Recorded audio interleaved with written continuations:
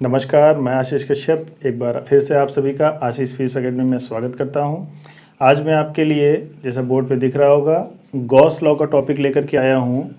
Gauss law क्या होता है, गॉस लॉ या गॉस थ्योरम और गॉस लॉ का प्रूफ, ये दोनों चीज़ें आज के वीडियो में मैं आपसे डिस्कस करूँगा। इससे जस्ट पहले मैंने इलेक्ट्रिक फ्लक्स के बारे में, इलेक्ट्रिक फ्लक्स और उसी के साथ दो डेफिनेशन और एरियल वेक्टर और सॉलिड एंगल को पिछले वीडियो में एक्सप्लेन किया है। इस वीडियो को देखने से पहले आप वो वीडियो ज़रूर देख लें, क्योंकि वो तीनों चीज़ें यहाँ पर आज यूज़ होंगी। ठीक है, तो चलिए जल्दी से गॉस लॉ को शुरू करते हैं। गॉस लॉ या गॉस थ्योरम क्या कहती है कि अगर कोई क्लोज्ड सरफेस है और क्लोज्ड सरफेस के अंदर कोई एक चार्ज रखा हुआ है, चार्ज रखा है, दैट मीन्स उससे फील्ड बन रही है। फील्ड बन रही है तो फील्ड की जो लाइन ऑफ फोर्सेस हैं उस क्लोज सरफेस के बाहर निकलेंगी। तो गॉस लॉ क्या कहता है कि अगर कोई क्लोज्ड सरफेस है तो उससे जितनी लाइन ऑफ फोर्सेस निकल रही हैं, दैट मीन्स जितना फ्लक्स निकल रहा है, वो फ्लक्स 1/ε0 टाइम्स टोटल चार्ज जो उस क्लोज्ड सरफेस के अंदर है उसके बराबर होता है। ये है आपका गॉस लॉ का स्टेटमेंट। ठीक है, चलिए इसे देखते हैं। तो स्टेटमेंट कहता है the electric flux,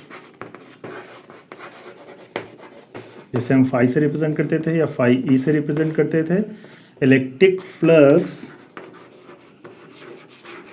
through a closed surface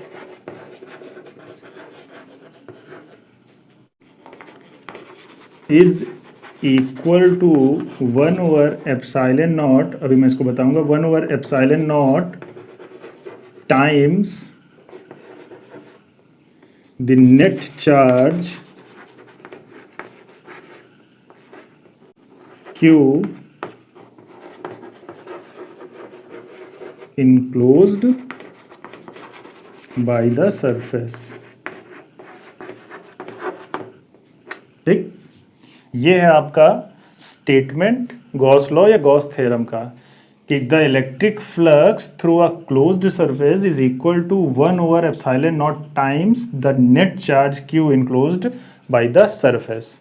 ठीक, तो इसके हिसाब से देखें तो जो इलेक्ट्रिक फ्लक्स होता है, पिछले वीडियो में मैंने इलेक्ट्रिक फ्लक्स के बारे में बताया है। इलेक्ट्रिक फ्लक्स क्या होता था? Surface integration of E.ds।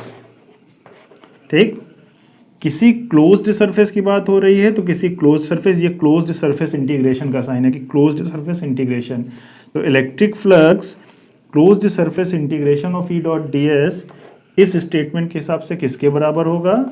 1/ε0, ε0 permittivity of free space times total charge enclosed by the surface. अगर यहाँ पर Q चार्ज इनक्लोज है तो Q/ε0। ये है आपका गॉस लॉ।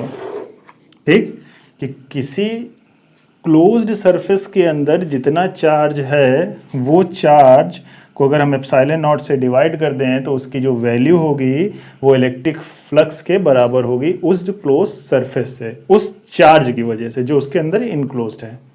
आई बात समझ में? तो चलिए इस स्टेटमेंट के हिसाब से इसका प्रूफ देख लेते हैं गॉस लॉ का, कि प्रूफ क्या कह रहा है, कैसे प्रूफ होगा गॉस लॉ को। अभी हम इस फॉर्मूले को यहाँ पर प्रूफ करेंगे। तो पहले सिस्टम बना लेते हैं। तो यहाँ पर मैं जो बोलता जाऊँगा बहुत अच्छे से समझते जाइएगा।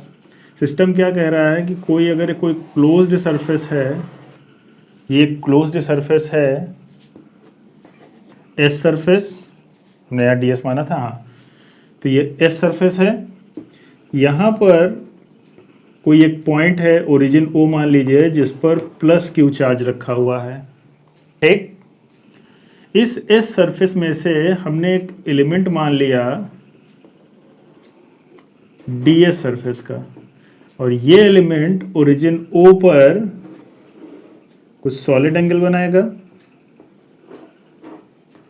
मान लीजिए d ω सॉलिड एंगल बना रहा है। ठीक, और इस ओरिजिन O से इस सरफेस पे कोई पॉइंट है P, और उस P पर जो इलेक्ट्रिक फील्ड होगी आपको पता है कि प्लस Q चार्ज की वजह से अगर पॉइंट P निकालेंगे तो आउटवर्ड डायरेक्शन में होगी, ये होगी आपकी इलेक्ट्रिक फील्ड। और जो ds है, इस ds का जो एरियल वेक्टर है वो इस डायरेक्शन में है n कैप। तो जहां पर ये वेक्टर ds और वेक्टर E के बीच में थीटा एंगल बन रहा है बात समझ में? ठीक, तो अब यहाँ पर देखिए वेक्टर ds और E के बीच में थीटा एंगल बन रहा है। अगर हम इस कंपोनेंट को निकालेंगे, पिछले वीडियो में मैंने डिटेल में बताया है कि कैसे हमने उसको निकाला था। ठीक, तो उसको मैं फिर से प्रूफ नहीं कर रहा हूँ, डायरेक्ट फॉर्मूले की तरह यहाँ यूज़ करूँगा। ठीक है, तो हमें क्या करना है, हमें इस क्लोज सरफेस S के अराउंड हमें फ्लक्स निकालना है। तो हम क्या करेंगे, पहले हम इस ds के लिए निकालेंगे और फिर पूरे सरफेस के लिए उसे इंटीग्रेट कर देंगे। तो हम पहले क्या निकालेंगे, electric flux through ds surface element. अब इस ds सरफेस एलिमेंट के लिए हम इलेक्ट्रिक फ्लक्स निकालेंगे। मान लीजिए जो फ्लक्स है वो d phi e के इक्वल है और जिसकी value in terms of vector मैंने पिछले वीडियो में प्रूफ की है E डॉट ds वेक्टर के इक्वल होती है। ठीक, जिसको हम डॉट प्रोडक्ट लगा करके E ds cos थीटा भी लिखते थे, क्योंकि इन दोनों के बीच में थीटा एंगल बन रहा है। तो d phi e equals to हम E ds cos थीटा भी लिख सकते हैं। आई बात समझ में? तो यहाँ पर हम क्या करेंगे, E ds cos थीटा हमें मिला है, तो इस E की वैल्यू यहाँ से हम कैलकुलेट करके लिखेंगे। कैसे?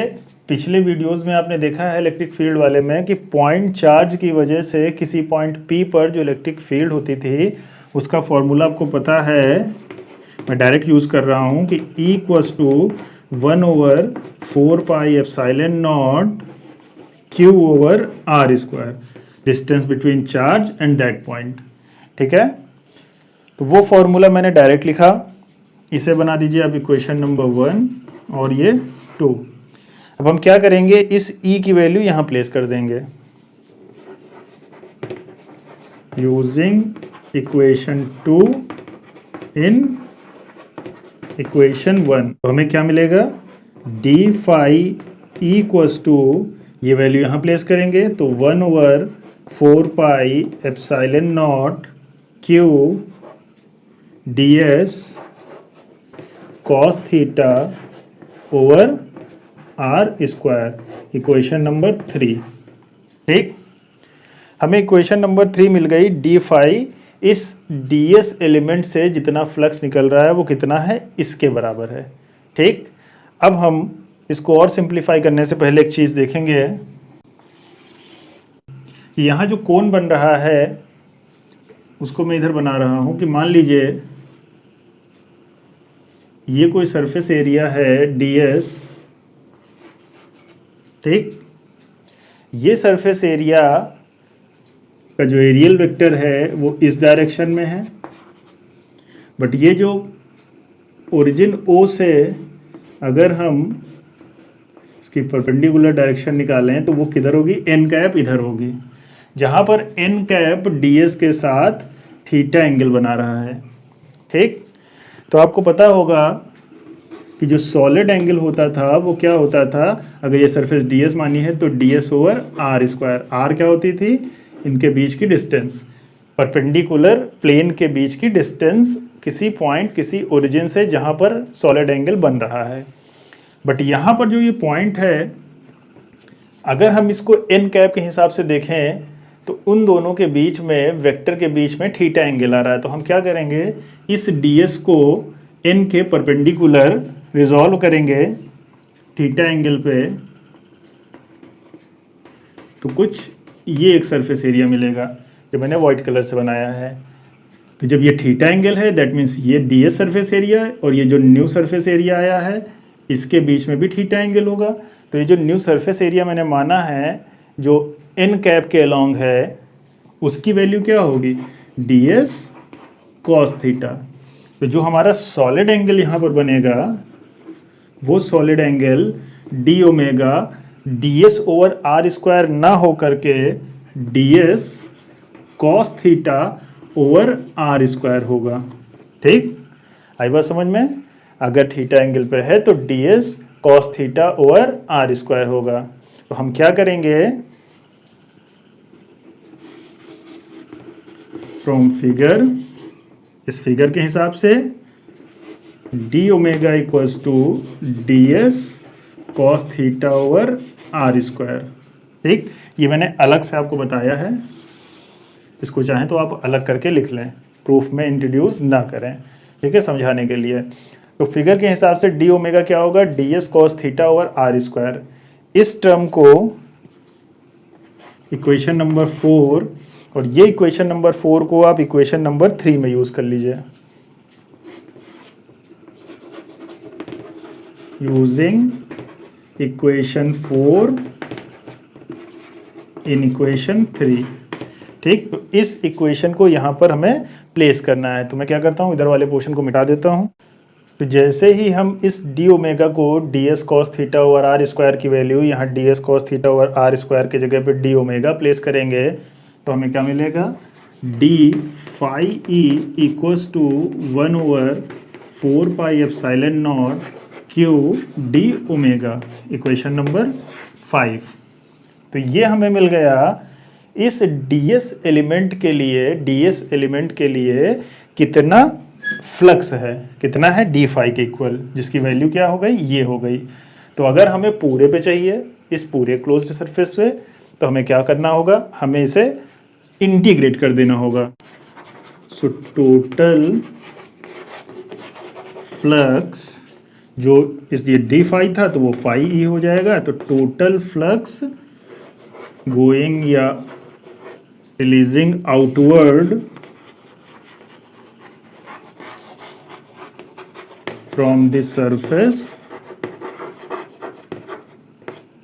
एस, इस एस सरफेस से जो टोटल आउटवर्ड फ्लक्स निकलेगा, ठीक, वो कितना होगा, वो होगा हमारा फाई ई, जो कि इंटीग्रेशन होगा किसका, इस टर्म का, 1 over 4 pi epsilon not Q D omega.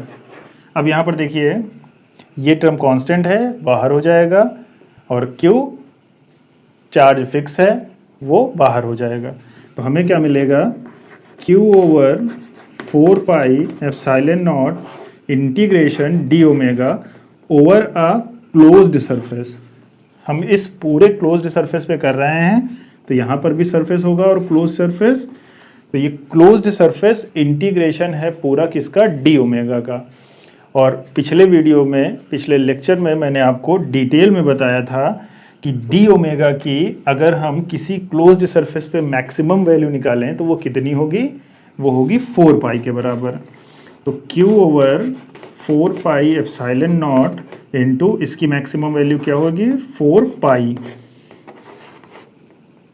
तो ये फाई ई है, यहाँ से ये 4 पाई कैंसिल, तो फाई ई की वैल्यू क्या आ गई, Q ओवर एप्सिलॉन नॉट। और यही आपका गॉस लॉ है। गॉस लॉ का स्टेटमेंट यही कह रहा था कि किसी क्लोज्ड सरफेस के अंदर अगर कोई पॉइंट चार्ज है तो उस चार्ज की वजह से जो इलेक्ट्रिक फील्ड होगी, इलेक्ट्रिक लाइन होंगी, उसकी वैल्यू इस चार्ज ओवर एप्सिलॉन नॉट के इक्वल होगी, जहाँ पर epsilon not permittivity of free space है, परमिटिविटी ऑफ फ्री स्पेस। इसको थोड़ा सा मैंने स्टार्टिंग में कूलाम वाले चैप्टर में डिस्कस किया था। तो परमिटिविटी एप्सिलॉन नॉट और क्यू के साथ जो ये रिलेशन बना है, यही आपका क्या है, गॉस लॉ है। तो ये गॉस लॉ का प्रूफ हो गया, ठीक है। बट इससे जो अभी मैं इलेक्ट्रिक फील्ड कैलकुलेट करूंगा भी आगे आने वाले वीडियोस में, वो बहुत इंपॉर्टेंट है। किसी भी सिस्टम के लिए आपको इलेक्ट्रिक फील्ड कैलकुलेट करनी है तो क्या करें, आप एक क्लोज सरफेस माने, गॉस लॉ लगाएं, आंसर आ जाएगा। तो आई होप आपको ये गॉस लॉ का प्रूफ समझ में आ गया होगा। एक बार फिर से देख लीजिए। कोई प्लस क्यू चार्ज इस सरफेस के अंदर इनक्लोज है, इस क्यू चार्ज की वजह से जो बाहर चारों तरफ इस सरफेस के परपेंडिकुलर जो फील्ड या लाइंस ऑफ फोर्सेस निकलेंगी उसकी वैल्यू हमने कैलकुलेट की, वो कितनी होगी, इतनी होगी। कैसे कैलकुलेट की, हमने ds एलिमेंट माना, उसके लिए पहले वैल्यू निकाली, उस वैल्यू को थोड़ा सा सिंप्लीफाई करके पूरे सरफेस पे इंटीग्रेट कर दिया और हमें प्रूफ मिल गया। हमें वैल्यू मिल गई कि इस सरफेस से कितनी लाइन पास हो रही हैं इस नंबर या इस स्टेटमेंट या इस फॉर्मूले के बराबर। आई बात समझ में? तो ये छोटा सा गॉस लॉ और गॉस लॉ का प्रूफ था। आई होप आपको समझ में आ गया होगा। नेक्स्ट टॉपिक में मैं इसके एप्लीकेशन के साथ मिलूंगा कि गॉस लॉ को अप्लाई कैसे करेंगे, और वो बहुत इंपॉर्टेंट टॉपिक है। ठीक, तो गॉस लॉ के एप्लीकेशन बहुत इंपॉर्टेंट है। इससे कंपटीशन में अक्सर कोई ना कोई सवाल पूछ ही लिया जाता है कि इलेक्ट्रिक फील्ड आपको कैलकुलेट करनी है और आप गॉस लॉ से कैलकुलेट कर सकते हैं, वो चाहे जेई हो या नीट हो। कोई एक सिस्टम दे देंगे, उसके लिए कैलकुलेट करा लेंगे आपसे। तो बस आज के इस वीडियो को यहीं रोकते हैं और नेक्स्ट वीडियो में या नेक्स्ट लेक्चर में एक नए टॉपिक के साथ मैं आपसे मिलता हूँ। ठीक, तब तक के लिए नमस्कार।